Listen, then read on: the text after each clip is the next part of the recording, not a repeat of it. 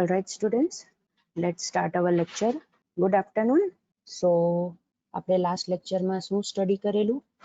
Last લેક્ચરમાં આપણે પહેલા તો man machine boundary related brief theory આપણે જોઈલી અને એના પછી આપણે રેસ્ટોરન્ટ મેનેજમેન્ટ સિસ્ટમ એનો data flow diagram that is DFD એ આપણે સ્ટાર્ટ કરેલું, right?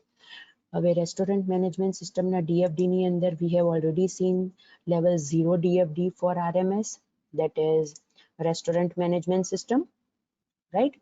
After that we have seen that is level 1 DFD of RMS, right? After that we have seen this level 1 DFD of RMS, that is restaurant management system કે જેના અંદર આપણે જે આપણી restaurant management system જે અહીંયા level 0 પર હતી એને આપણે બીજા 5 ડિફરન્ટ પ્રોસેસીસની અંદર ડિવાઈડ કરેલી, રાઈટ? સો એના પછી આપણે જોયું હતું that is so level 1 DFD ની અંદર આપણે જે 5 પ્રોસેસીસ બનાવેલી હતી એના પછી આપણે level 2 માં એ બધી પ્રોસેસીસને રિફાઇન કર્યું છે, that is decompose કર્યું છે, right? This is level 2 DFD of first process, that is process order જે આપણે ઓલરેડી અહીંયા બનાવેલી છે, right? This is level 2 DFD of supply process કે જે અહીંયા આપણે સેકન્ડ નંબરની પ્રોસેસ અહીંયા બનાવેલી છે, right? This is the level 2 DFD of third process, that is billing જે આપણે અહીંયા third નંબરની પ્રોસેસ level 1 પર બનાવેલી છે, right?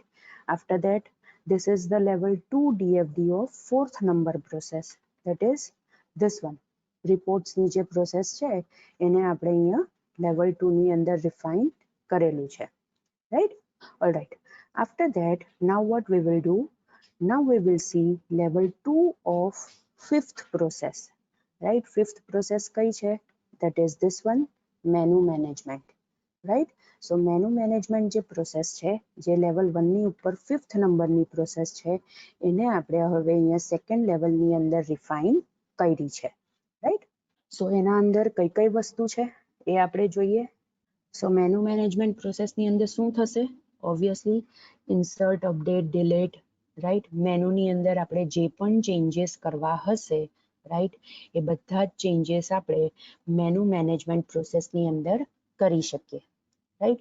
ફોર એક્ઝામ્પલ આપણે મેનુની અંદર કોઈ નવી ડીશ એડ કરવી છે, મેનુમાં કોઈ ડીશ અપડેટ કરવી છે, રાઈટ? મેનુમાંથી કોઈ ડીશ ડિલીટ કરવી છે, તો એ બધી જ વસ્તુ આપણે મેનુ મેનેજમેન્ટ પ્રોસેસ કે જે લેવલ 1 ની ઉપર આ ફિફ્થ નંબરની પ્રોસેસ અહીંયા બનાવેલી છે, રાઈટ?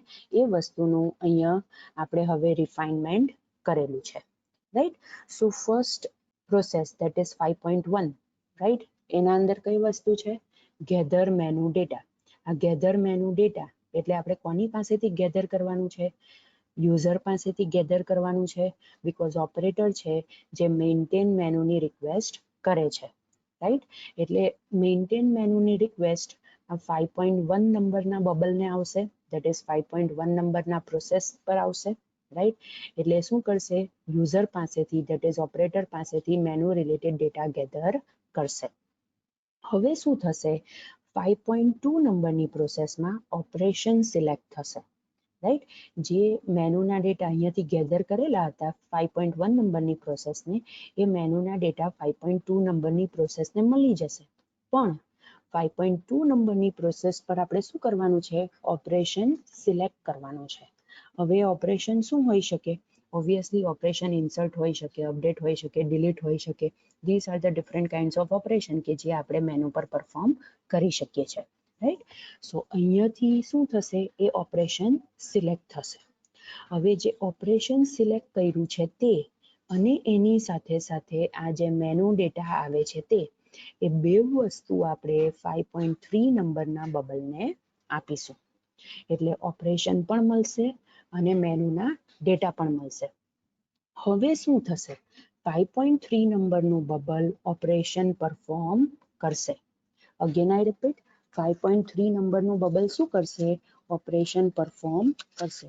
હવે ઓપરેશન ઓલરેડી આપણે ડિસ્કસ કરેલું છે કે ઓપરેશન કયા હશે?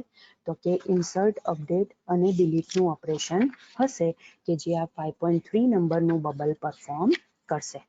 હવે આપણને ખબર છે કે જો insert update delete operation perform થતું હોય ઇટ મીન્સ કે આ 5.3 નંબરનું બબલ એક કરતા વધારે ટાસ્ક પરફોર્મ કરે છે.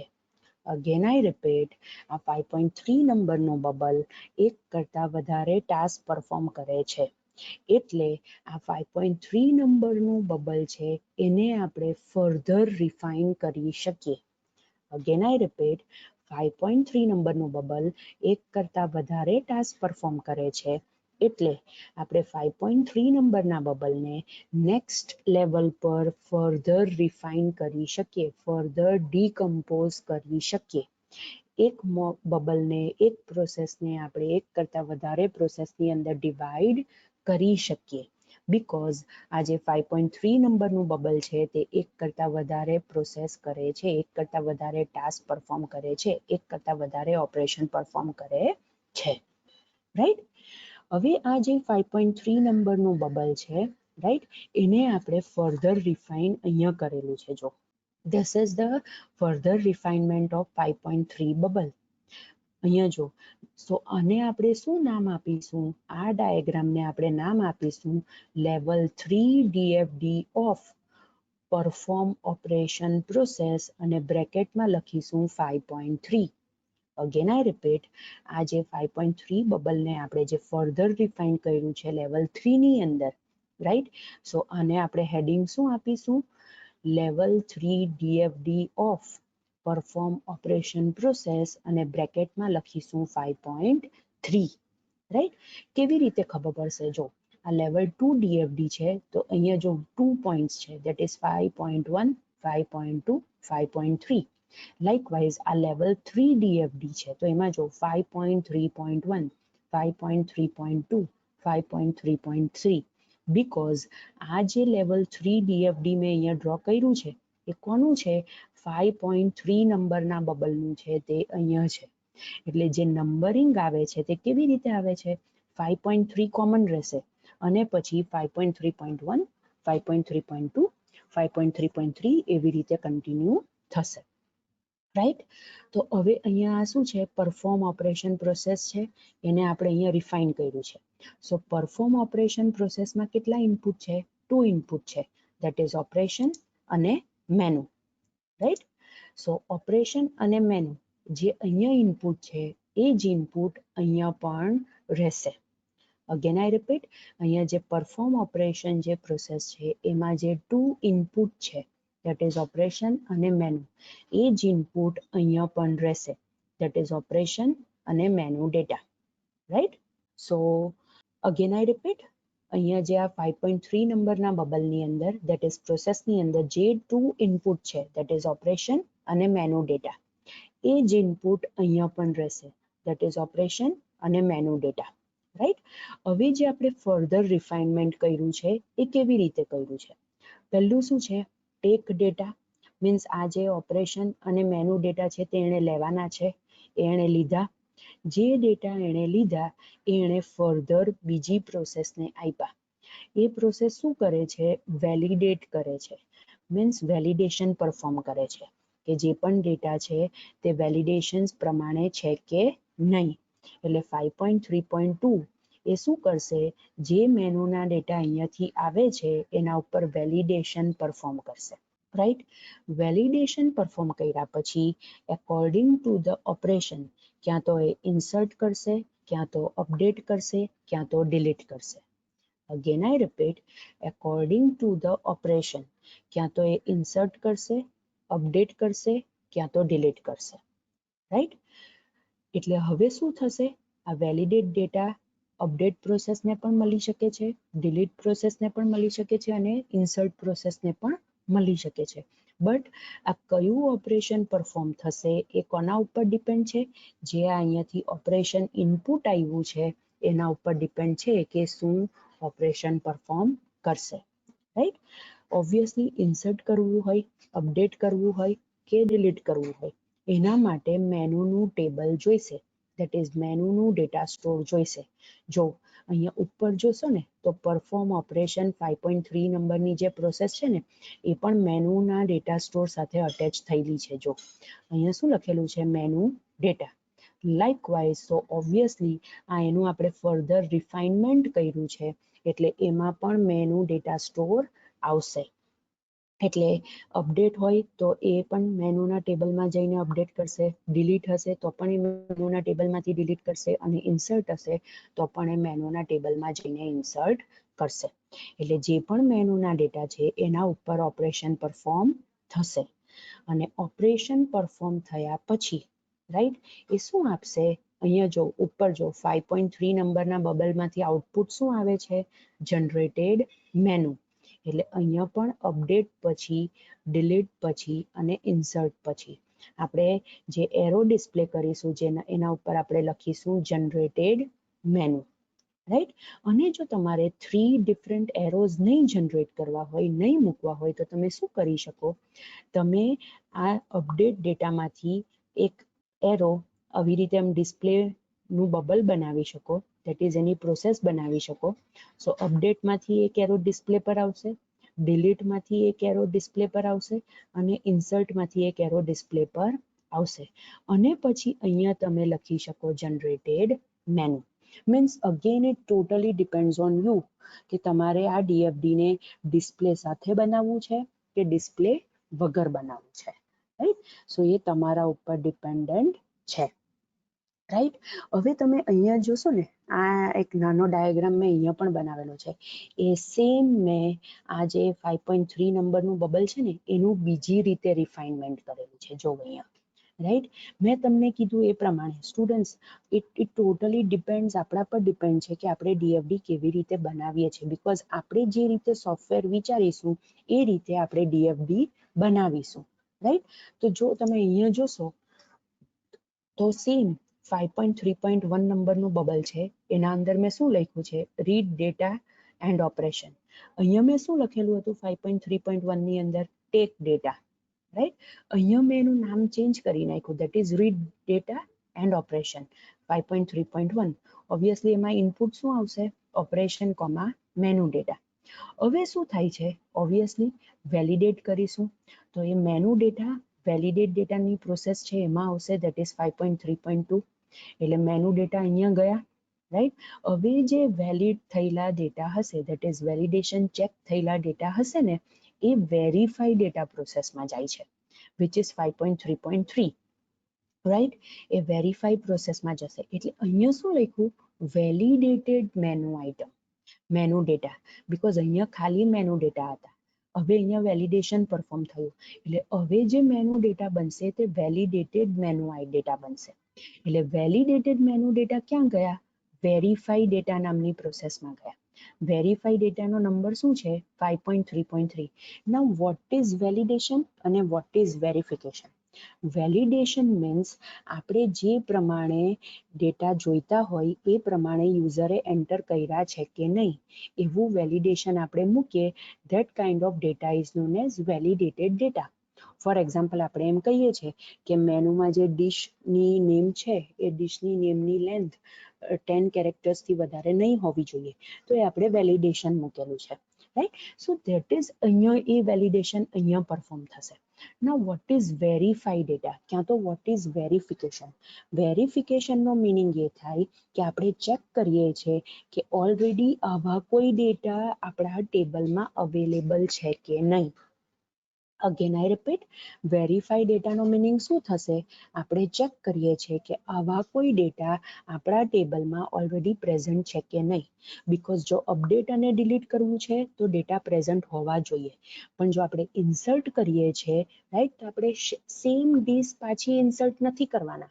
એટલે એ જગ્યા પર જો ઇન્સર્ટનું ઓપરેશન આપણે પરફોર્મ કરતા હોઈએ તો એ જગ્યા પર પહેલેથી એ પર્ટિક્યુલર મેનુ ડેટા આપણા ટેબલની અંદર અવેલેબલ હોવા જોઈએ નહીં. એટલે વેરીફાઈ ડેટા અહીંયા થશે. જો ડેટા બરાબર છે તો વેરીફાઈડ મેનુ ડેટા એ હવે ફર્ધર જશે, રાઈટ. અને વેરીફાઈડ મેનુ ડેટા ક્યાં ગયા? મોડિફાઈ ડેટાબેઝ નામના પ્રોસેસની અંદર ગયા, વિચ ઇઝ 5.3.4, રાઈટ. જે વસ્તુ આપણે આ નીચેના ડીએફડીમાં 3 બબલ્સમાં ડિવાઈડ કરેલું, દેટ ઇઝ ઇન્સર્ટ, અપડેટ અને ડિલીટ. એ જ વસ્તુ મેં આ ડીએફડી ની અંદર એક જ પ્રોસેસની અંદર કરી નાખ્યું, બીકોઝ મેં એનું નેમ આપ્યું મોડિફાઈ ડેટાબેઝ. મોડિફાઈ ડેટાબેઝનો મિનિંગ એ થાય કે હું ઇન્સર્ટ પણ કરી શકું, અપડેટ પણ કરી શકું ને ડિલીટ પણ કરી શકું, રાઈટ.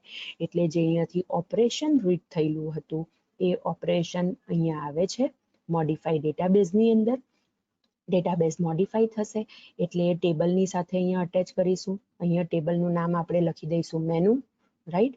અને પછી જે પ્રમાણેનું મોડિફિકેશન થાય છે એ પ્રમાણેનો રિસ્પોન્સ આપણે ડિસ્પ્લે રિસ્પોન્સ પ્રોસેસને આપીશું, રાઈટ. અને એ મેનુ જનરેટેડ જે નવું મેનુ જનરેટ થયેલું હશે તે આપણને ડિસ્પ્લે કરીને આપશે, રાઈટ. સો સેમ રિફાઇનમેન્ટ મેં બે ટાઈપનું મેં તમને કરીને બતાવ્યું, રાઈટ. અહીંયા જે આ ત્રણ ઓપરેશન્સના અલગ અલગ બબલ બનાવેલા હતા એ આપણે અહીંયા મોડિફાઈ ડેટાબેઝની અંદર કરી નાખ્યું, રાઈટ. અહીંયા વેરિફિકેશન રિલેટેડ કોઈ પણ વસ્તુ નહીં કરેલી હતી, પણ અહીંયા આપણે ડેટાને વેરીફાઈ કરવાની પ્રોસેસ પણ અહીંયા બનાવેલી છે. મીન્સ મેં તમને કીધું એ પ્રમાણે કે તમારા ઉપર ડિપેન્ડ છે કે તમે તમારું સોફ્ટવેરને કેવી રીતે વિચારો છો, એ પ્રમાણે તમારે ડીએફડી બનાવવાનું છે, રાઈટ. પણ એક વસ્તુ ધ્યાન રાખવાની કે જેટલા પણ પ્રીવિયસ લેવલના ઇનપુટ અને આઉટપુટ છે તે બધે ધ્યાન રાખવાના છે. જો આ જે ઉપરનું લેવલ 2 છે એમાં એક ઇનપુટ આવે છે દેટ ઇઝ મેન્ટેન મેનુ અને એક આઉટપુટ જાય છે that is generated menu, right. So આ વસ્તુ આપણે ધ્યાન રાખેલી હતી લેવલ 1 થી. હવે આપણે જ્યારે આ પરફોર્મ ઓપરેશનનું લેવલ 3માં રિફાઇનમેન્ટ કર્યું તો એમાં કેટલા ઇનપુટ છે 2 અને આઉટપુટ કેટલા છે 1 અને એક ડેટા સ્ટોરની સાથે પણ એ અટેચ છે. તો એ જ વસ્તુ આપણે અહીંયા પરફોર્મ કરવાની છે. જો આમાં મેં રિફાઇનમેન્ટ કર્યું, અહીંયા પણ 2 ઇનપુટ છે. આ રીતે મેં રિફાઇનમેન્ટ કર્યું, અહીંયા પણ 2 ઇનપુટ છે અને આઉટપુટ અહીંયા પણ 1 છે અને અહીંયા પણ 1 છે અને એ મેનુ નામના ડેટા સ્ટોરની સાથે વર્ક કરે છે. મીન્સ આ વસ્તુ આપણે ધ્યાનમાં રાખવાની કે આપણે જે બબલનું રિફાઇનમેન્ટ કરીએ છીએ, જે પ્રોસેસનું રિફાઇનમેન્ટ કરીએ છીએ, એકોર્ડિંગ ટુ ધેટ આપણે બધી વસ્તુ એક લેવલથી બીજા લેવલમાં આપણે ધ્યાન રાખવાની છે, રાઈટ. હવે તમને ધ્યાન હોય તો મેનુ મેનેજમેન્ટ પ્રોસેસની સાથે કસ્ટમર નામની જે એન્ટિટી છે એ પણ અટેચ હતી, બીકોઝ કસ્ટમર શું કરે છે મેનુ માટે પૂછે છે અને એને મેનુ મળે છે, રાઈટ. સો એ વસ્તુ પણ આપણે અહીંયા સ્પેસિફાઈ કરેલી છે, રાઈટ. દેટ ઇઝ 5.4 નંબરનું બબલ બનાવ્યું that is generate menu, right. એ કયા ડેટાબેઝની કયા ટેબલની સાથે વર્ક કરશે, મેનુ ટેબલની સાથે વર્ક કરશે અને એના અંદર એક ઇનપુટ આવશે that is ask for menu, right. એટલે આ જનરેટ મેનુ જનરેટ કરશે અને મેનુ એઝ એન આઉટપુટ મળશે, જે ઓલરેડી આપણે લેવલ 1ની ઉપર સ્પેસિફાઈ કરેલું છે. જો કસ્ટમર શું કરે છે આસ્ક ફોર મેનુ કરે છે અને એને પાછું શું મળે છે મેનુ મળે છે. તો એ જ વસ્તુ આપણે અહીંયા સ્પેસિફાઈ કરેલું છે that is ask for menu. એટલે મેનુ ટેબલમાંથી મેનુનો ડેટા લેશે, મેનુ જનરેટ કરશે અને મેનુ એઝ એન આઉટપુટ આપશે, right. So this is how કે તમે કેવી રીતે એક લેવલને સેકન્ડ લેવલની અંદર, સેકન્ડ લેવલને થર્ડ લેવલની અંદર રિફાઇન કરી શકો, રાઈટ. અગેન આઈ રિપીટ, તમારે જે રીતે રિફાઇનમેન્ટ કરવું હોય એ રીતે તમે રિફાઇનમેન્ટ કરી શકો છો, right. Alright.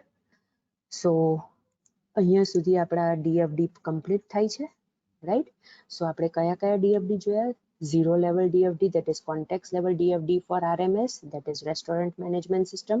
Level 1 DFD of RMS, right? After that પછી એના સેકન્ડ લેવલના રિફાઇનમેન્ટ કર્યા ઇન્ડિવિજ્યુઅલ પ્રોસેસીસના, બીકોઝ આપણે અહીંયા 5 પ્રોસેસીસ છે, રાઈટ. એ 5 પ્રોસેસીસના લેવલ 2 બનાવ્યા. This is four process 1, process 2, process 3, process 4 અને પ્રોસેસ 5. અને પ્રોસેસ 5માં જે આ 5.3 નંબરની પ્રોસેસ છે એને આપણે લેવલ 3માં પણ પાછી રિફાઇન કરી, રાઈટ. હવે આને પણ ફર્ધર હજી તમારે રિફાઇન કરવું હોય ને સ્ટુડન્ટ્સ તો એ પણ તમે કરી શકો છો, રાઈટ. તમારે જેટલું ડિટેલિંગની અંદર રિફાઇનમેન્ટ કરવું હોય એટલું ડિટેલિંગની અંદર તમે રિફાઇનમેન્ટ કરી શકો છો, રાઈટ. ઓકે. હવે આપણે ડિસ્કસ કરેલું હતું કે ડીએફડીની સાથે 2 ઇમ્પોર્ટન્ટ થિંગ્સ અટેચ છે. First is data and second is process. એટલે ડેટા માટે આપણે ડેટા ડિક્શનરી બનાવીએ છીએ અને પ્રોસેસ માટે આપણે પ્રોસેસ સ્પેસિફિકેશન બનાવવાનું છે. રાઈટ. અહીંયા લેક્ચર ટર્મિનેટ કરીએ છીએ. રાઈટ. નેક્સ્ટ લેક્ચરની અંદર ડેટા ડિક્શનરીથી કન્ટિન્યુ કરીશું.